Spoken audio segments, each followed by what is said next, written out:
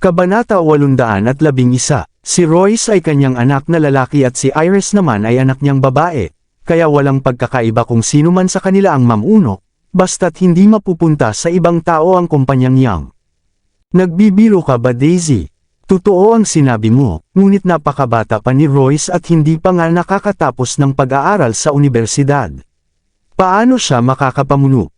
Tutol ang mga nakatatanda. Totoong wala pang gaanong karanasan si Royce sa pagpapatakbo ng kumpanya, ngunit nandito naman ako at si Gilbert upang gabayan siya. Ibinigay naman ni Elder Albert ang kumpanyang elegante kay Iris noong nakapagtapos din ito, hindi ba? Malapit na ring makapagtapos si Royce ngayon, kaya kaya niyang hawakan ito sa tulong namin. Walang magiging problema, wika ni Daisy ng mahinahon. Ano? Paano magiging maayos iyon? Daisy, nasa matinding panganib ang kumpanya at kailangan natin ng taong may sapat na kaalaman sa negosyo upang humalili. Iyan lamang ang tanging paraan upang may pag-asa tayong makaligtas. Wala man lang alam si Royce. Kamangmanga na ipagkatiwala sa kanya ang kumpanya. Tutol ang mga nakatatanda. Ang kumpanyang Young ang pundasyon ng kanilang pamilya, at ang pagbagsak nito ay maaaring magdulot ng kabiguan sa lahat, kaya hindi sila maaaring pumayag sa ganitong ideya. Hindi ako nagbibiro. Tinitiyak ko sa inyo na may paraan ako upang mailigtas ang kumpanyang Young kung ibibigay natin ito kay Royce, wika ni Daisy ng may paninindigan. Talaga, ano ang gagawin mo? Nagkatinginan ang mga nakatatanda ng may pagkalito. Ang kumpanyang namumuhunan ay nakipagtulungan sa ibang pamilya at muling ibinagsak ang kumpanyang Young sa matinding krisis. Alam nilang kahit mahusay na negosyante si Iris, ay baka hindi nito kayang iligtas ang kumpanya kung walang sapat na pondo. Ngunit kung may paraan si Daisy na tiyak na makapaglulutas sa sitwasyon, ay wala na ring magiging pagkakaiba para sa kanila kung ibibigay ito kay Royce. Madali lang ito at nabanggit ko na rin noon. Kung tatanggapin ni Iris ang alok na kasal ng pamilya Low ay tutulungan nila tayo. Hindi lamang nito malulutas ang kasalukuyang problema, kundi lalo pa nitong patatatagan ang ating kalagayan. Ngumisi si Daisy ng may panlalamig. Ano ang masasabi ninyo? Agad na naintindihan ng mga nakatatanda na nais gamitin ni Daisy si Iris. May saysay ang sinabi ni Daisy dahil ayon na rin kay Harold kung papayag ang pamilya Young sa kasal ay tutulungan sila ng pamilya Low. May malakas na ugnayan at kapangyarihan ang pamilya Young, at kung pagsasamahin ito sa pamilya Low ay madali nilang malalampasan ang anumang pagsubok sa syudad ng Springfield. Noong una ay sumang-ayon na rin ang mga nakatatanda sa kasal, ngunit napilitan lamang silang tumanggi dahil sa utos ni Elder Albert. Ngayong nasa bingit na ng pagkawasak ang pamilya Young at ang kumpanya ay tila nanaig na ang mungkahi ni Daisy sa isipan nila. Hindi ako sasang-ayon dito. Tumayo si Iris ng may matinding gulat at tinitigan ng masama si Daisy. Daisy Finch, ano bang ibig sabihin nito? Sinunod ko na ang lahat ng sinabi mo at ibinento ko na ang kumpanyang elegante, ngunit ngayon ay gusto mo pang ialay ako sa kasal kay Jacob Low. Ano ba talaga ang hangad mo? Mariing tanong ni Iris. Ibinento lamang niya ang kumpanya upang makaiwas sa kasal, ngunit hindi niya inakalang pipilitin pa rin siya ni Daisy kahit tapos na niya itong gawin, kaya puno siya ng galit. Iba na ang panahon ngayon. Sinabi ko na sa iyo na pakasalan si Jacob Low ngunit tumanggi ka. Ikaw ang nagpumilit na ibenta ang kumpanyang elegante, kaya paano ko masisisi ang sarili ko dito, balik ni Daisy. Ito talaga ang plano ni Daisy mula pa sa simula. Nais niyang unti-unting mapasunod si Iris sa pamamagitan ng pagbebenta muna ng kumpanya, bago ito pilitin na tanggapin ang alok na kasal.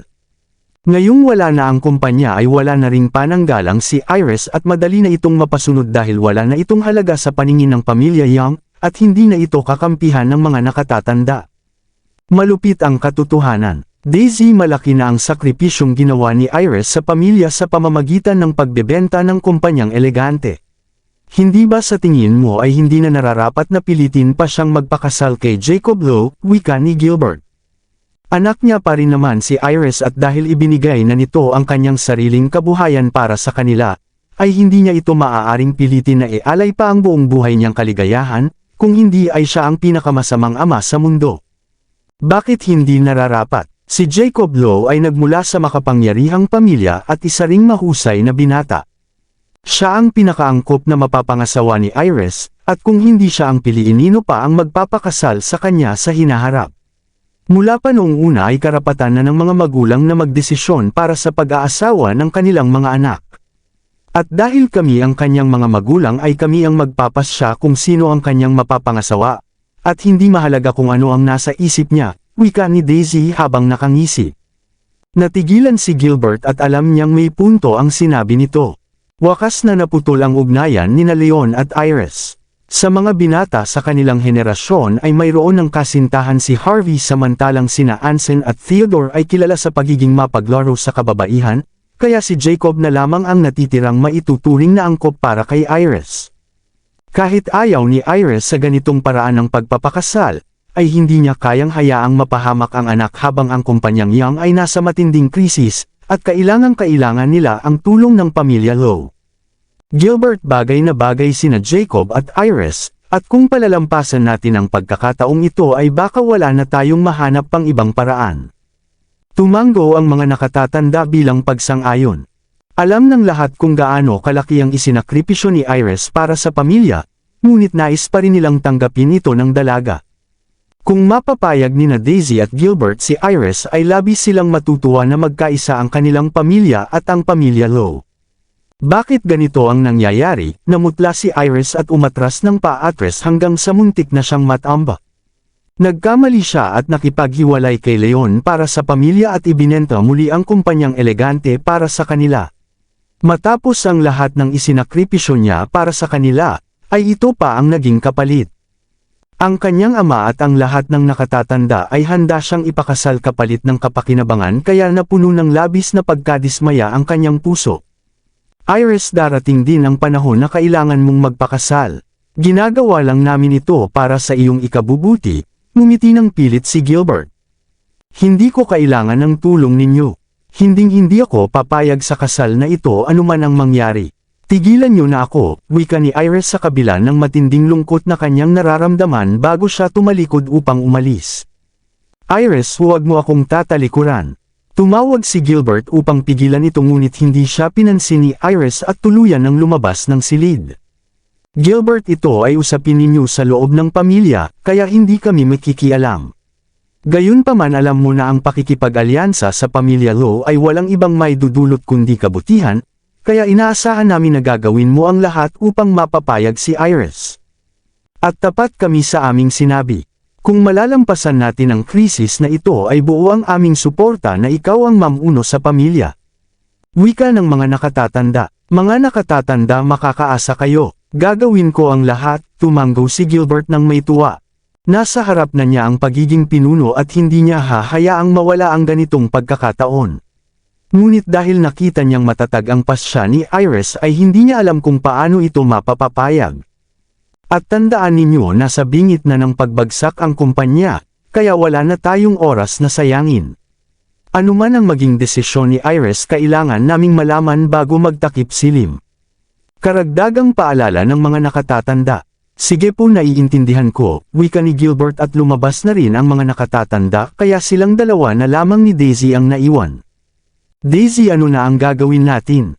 Mas pipiliin pa ni Iris na mamatay kaysa pumayag sa kasal. May naisip ka ba? Mayroon na, wika nito at sadyang tumigil muna sandali. Ano iyon? Sabihin mo. Umupo ng tuwid si Gilbert at nagtanong.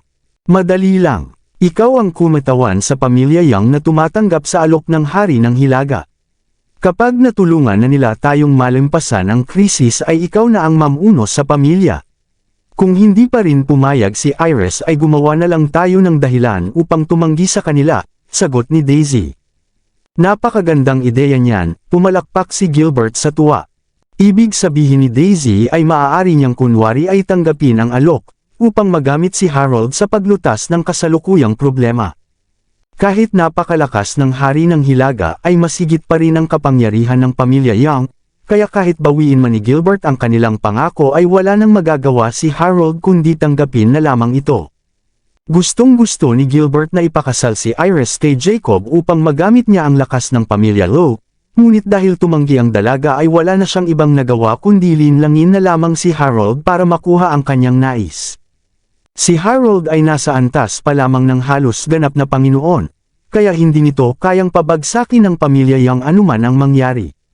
Daisy, tunay na ikaw ang aking matalinong asawa. Wala na akong hihilingin pa maliban sa iyo, malakas na tumawa si Gilbert. Nakangisi lamang si Daisy habang pinapanood ang asawa.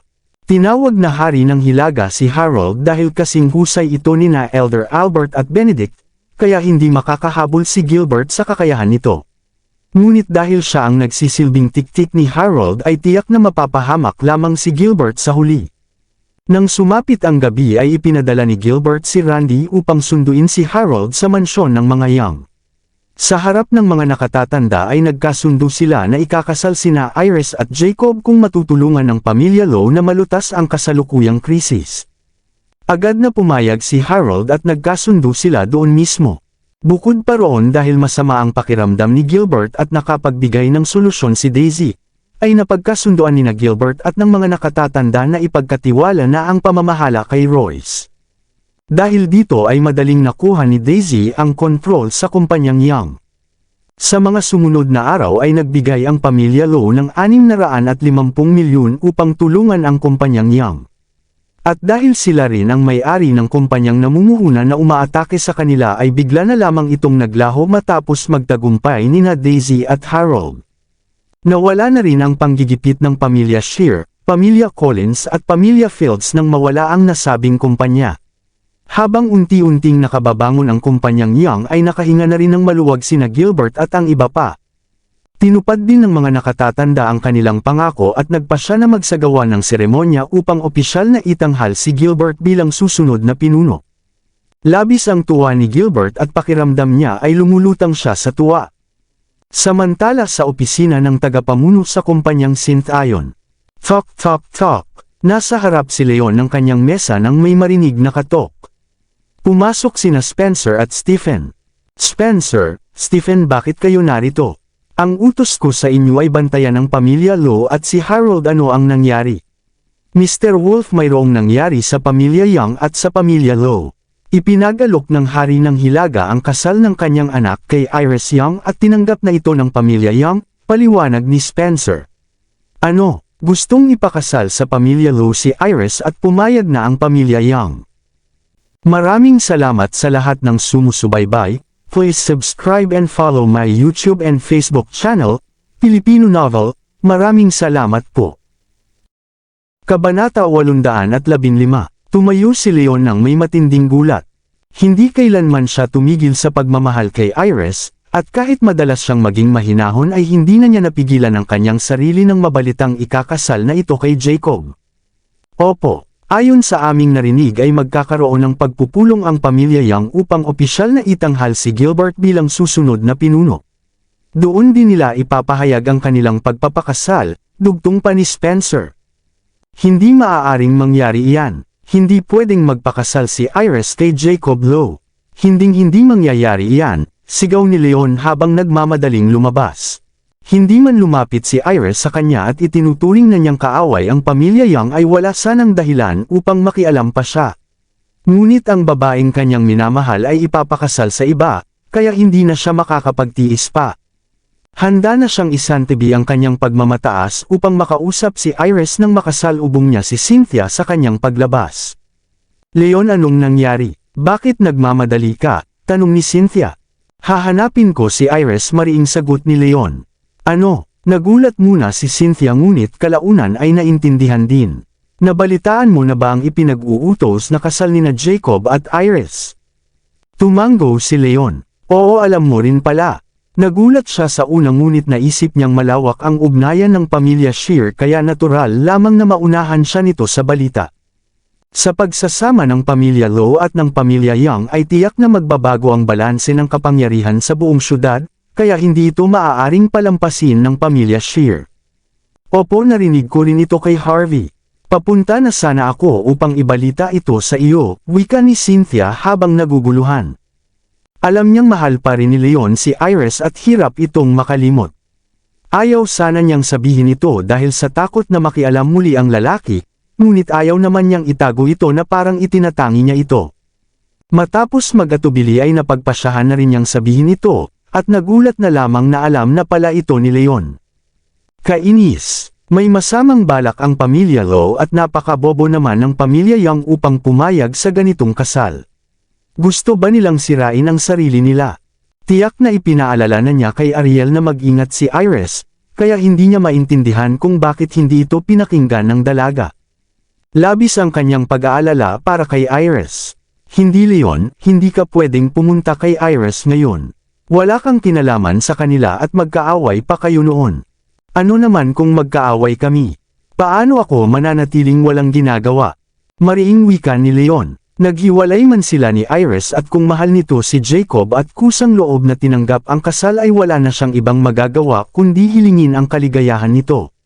Ngunit kung napipilitan lamang ito ay gagawin niya ang lahat upang pigilan ang babaeng kanyang minamahal na magpakasal sa iba. Nauunawaan ko ang nararamdaman mo, ngunit hindi ka maaaring magpadalos-dalos. Hindi pa ipapahayag ang kanilang pagpapakasal hanggang sa makalipas ang 3 araw. Hanggang sa panahong iyon ay walang saysay na pumunta ka sa pamilya Yang, buntong hininga ni Cynthia habang nakakaramdam ng inggit sa labis na pag-aalala ni Leon kay Iris. Tama ka, dahan-daang nakahinga ng maluwag si Leon. Gaya ng sinabi ni Cynthia ay hindi pa opisyal na inihayag ang kasal at ang pagpunta kay Iris ngayon ay walang maitutulong. Kailangan niyang maghintay hanggang sa gabi ng pagpupulong, upang doon na kumilos at pigilan ang mangyayari. Ganito na lang sasamahan na kita sa mansyon ng mga Yang pagkalipas ng 3 araw, ngumiti ng may pait si Cynthia. Si Iris ay kanyang karibal at sa kailaliman ng kanyang puso ay nais niyang magpakasal na ito kay Jacob upang tuluyan ng makalimot si Leon. Ngunit alam din niyang hindi madaling sumuko si Leon, kaya wala na siyang ibang magawa kundi samahan ito upang masiguro ang kaligtasan nito.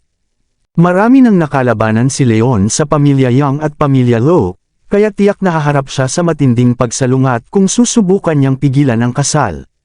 Ngunit kung sasamahan niya ito ay baka hindi na sila makaganti kay Leon dahil sa paggalang sa pamilya Shear. Si Leon ay tanging si Iris lamang ang iniisip at siya naman ay tanging si Leon lamang ang mahal, kaya gagawin niya ang lahat para sa kaligtasan nito. Cynthia, salamat sa iyo, alam ni Leon ang tunay na nararamdaman nito at ang pag-aalala sa kanya. Naantig man siya rito ay hindi pa rin niya kayang bitawan si Iris at hindi pa niya kayang tanggapin si Cynthia sa kabila ng labis na pagkakasala sa kanya. Lumipas ang 3 araw at nagniningning ang araw habang pinalamutian ng maganda ang mansyon ng mga Yang para sa seremonya ng pagtatalaga kay Gilbert bilang bagong pinuno. Dahil usapin ito sa loob ng pamilya Yang ay walang ibang inanyayahan kundi ang pamilya Lo lamang. Nagbigay ang pamilya Lo ng 650 milyon upang tulungan sila sa krisis at dahil magkakaisa na ang dalawang pamilya ay inanyayahan si Harold bilang pasasalamat at upang pag-usapan pa ang pagpapakasal.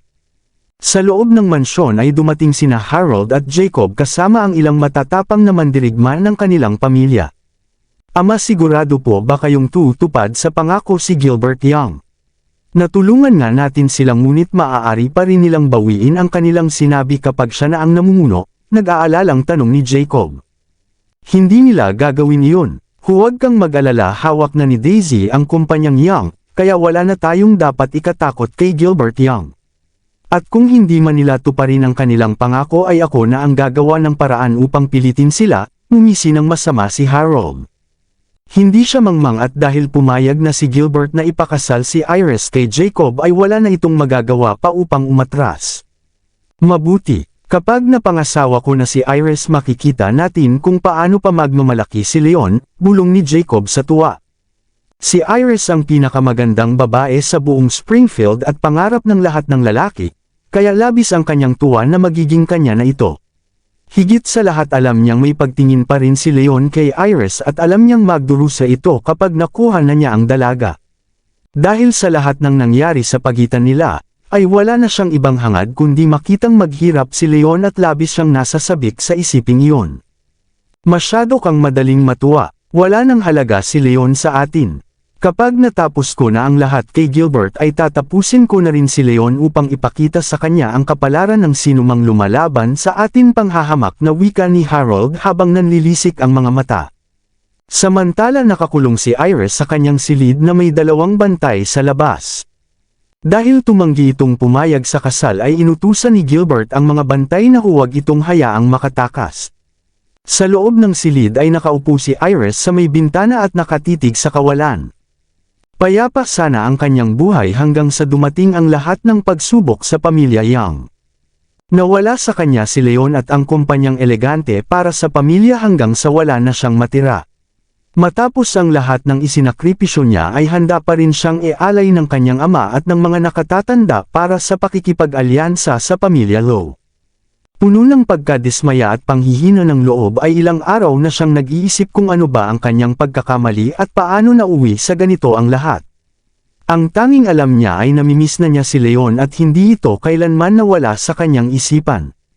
Mula noong una silang magkakilala ay tapat na si Leon sa kanya at inalagaan siya ng walang hinihintay na kapalit, ngunit hindi niya ito pinahalagahan at pinalayas pa.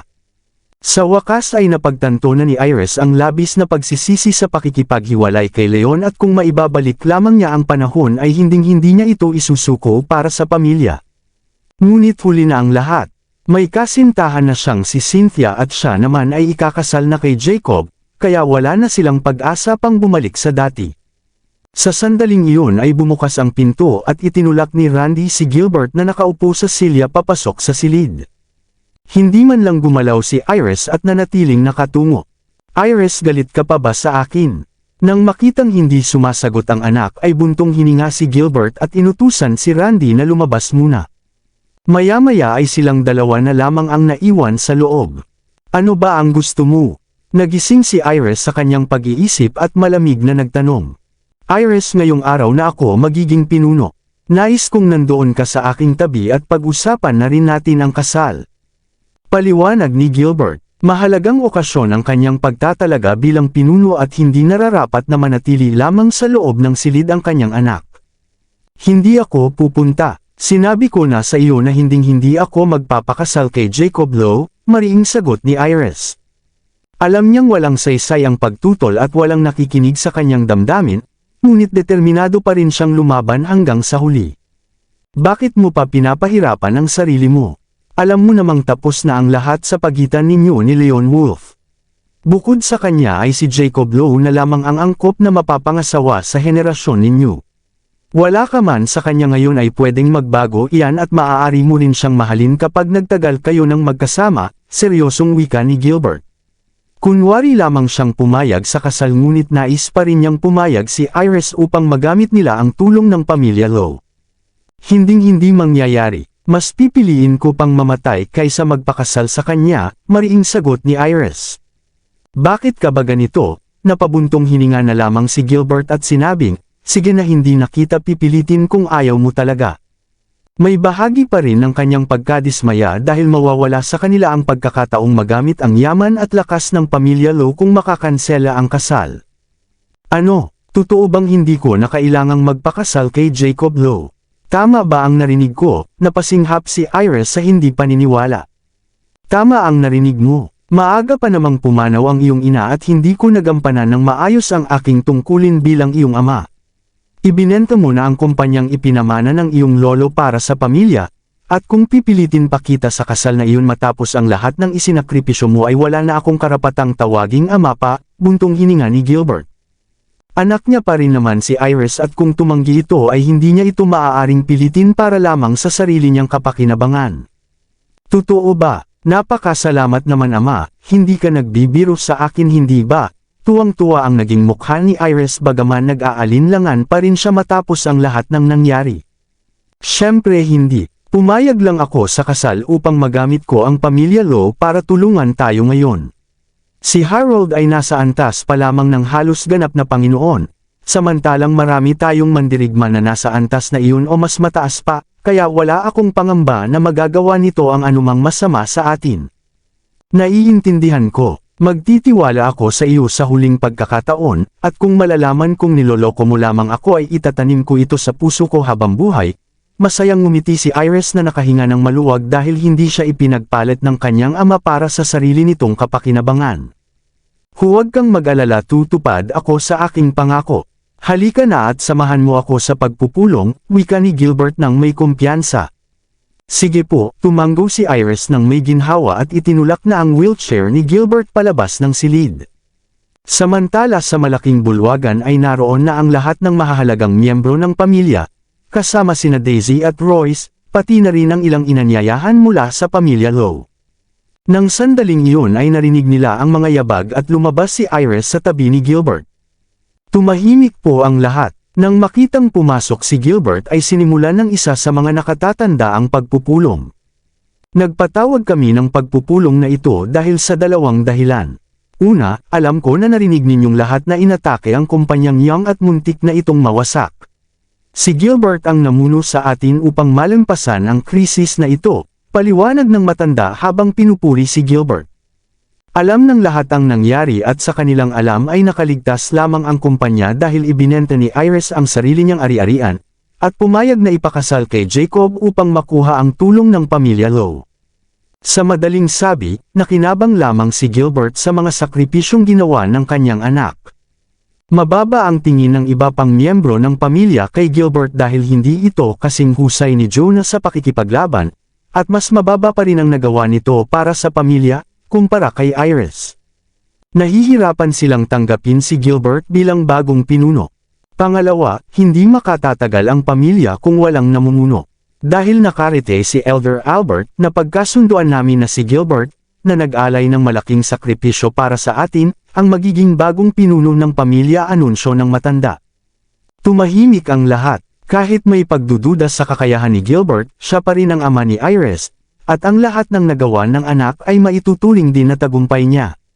Higit sa lahat, siya ang karapat-dapat na sumunod sa pwesto, kaya walang tumutol.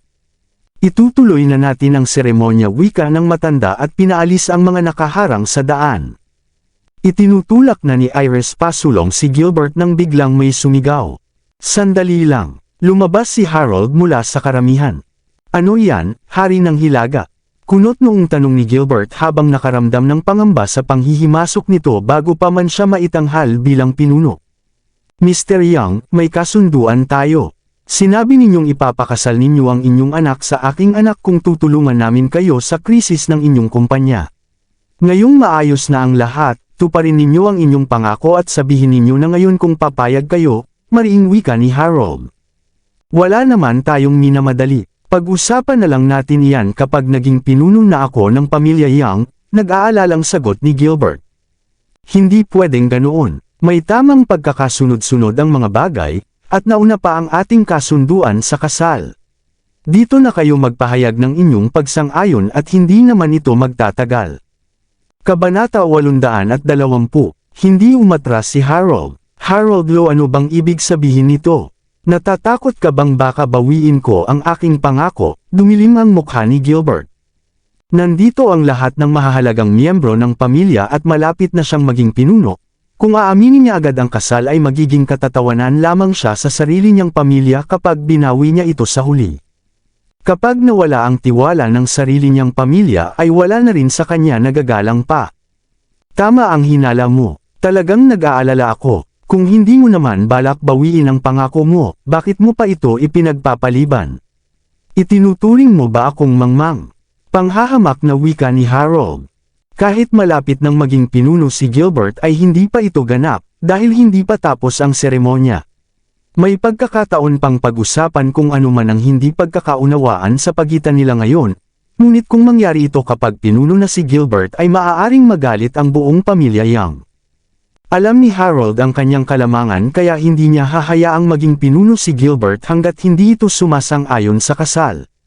Sapat na iyan, Harold Lowe. Namutla sa galit ang mukha ni Gilbert. Napagdesisyonan na niyang tanggihan ang alok sa sandaling maging pinuno na siya, ngunit hindi niya inakalang magiging matalas ang isip ni Harold at aagapan ito bago pa man siya makabawi. Gilbert, dahil hinihingi ng hari ng hilaga ang kasagutan, ibigay mo na sa kanya. Oo, makabubuti sa ating dalawang pamilya ang pagkakaisang ito at dahil narito tayong lahat, itakda na natin ang petsa upang maging saksi tayong lahat. Sumang-ayon ang mga nakatatanda dahil nais nilang makipag-alyansa sa pamilya Lowe para sa kapakanan ng lahat, at ang pagtatakda ng petsa ay walang ibang maidudulot kundi kabutihan. Dumilim lalo ang mukha ni Gilbert. Hindi tulad ng iba ay nangako siya kay Iris na tatanggihan ang alok at ngayon ay hindi niya alam ang isasagot kay Harold. Ama, huwag ninyong kalimutan ang sinabi ninyo sa akin kanina. Namutla si Iris at tinitigan ng mariin ang ama, natatakot na baka bawiin nito ang pangako. Alam ko, hindi ko makakalimutan. Humugot ng malalim na hininga si Gilbert at mariing sinabi, Hari ng Hilaga, patawad ngunit tumanggi si Iris sa kasal, kaya hindi ko ito maipipilit sa kanya. Isang hakbang na lamang at siya na ang magiging pinuno, at dahil nasa sarili nilang teritoryo sila ay alam niyang hindi siya basta-basta magagapi ni Harold kahit gaano pa ito kalakas. Ano? Nagulat ang lahat ng miyembro ng pamilya Young dahil alam nilang malaking tulong sa kanila ang pakikipag-alyansa sa pamilya Lowe. Ang mga nakatatanda na nakakaalam na pumayag si Gilbert ay nabigla rin sa biglaang pagbawi nito. Ngunit dahil maayos na ang kumpanyang Young at malapit na siyang maging pinuno ay wala na silang magagawa pa.